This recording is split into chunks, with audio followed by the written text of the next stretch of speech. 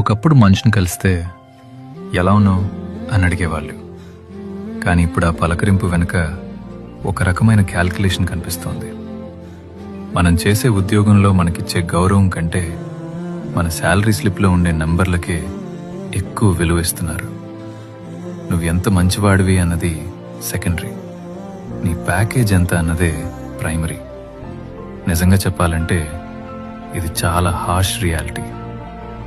మనిషి ఎదుగుదలని వాడి క్యారెక్టర్తో కాకుండా వాడి బ్యాంక్ బ్యాలెన్స్తో కొలుస్తున్నారు. మన చుట్టూ ఉన్నవాళ్లు మనల్ని ప్రేమగా చూస్తున్నారా లేక ఒక కమర్షియల్ యాసెట్లా చూస్తున్నారా అర్థం కానంతగా లోకం మారిపోయింది. ఒక మంచి పడే స్ట్రెస్, పక్కన పెట్టేసిన తన ఇష్టాలు, ఆఫీస్లో పడే కష్టం, ఇవేవి ఎవరికీ అనవసరం. అందరికీ కావాల్సింది మన స్టేటస్ మాత్రమే. కానీ ఒక్కటి గుర్తుంచుకోండి, మంచి విలువ వాడి జేబులో ఉండదు, వాడి వ్యక్తిత్వంలో ఉంటుంది. నంబర్స్ మారుతుంటాయి, కానీ మనలోని మనిషి మారకూడదు.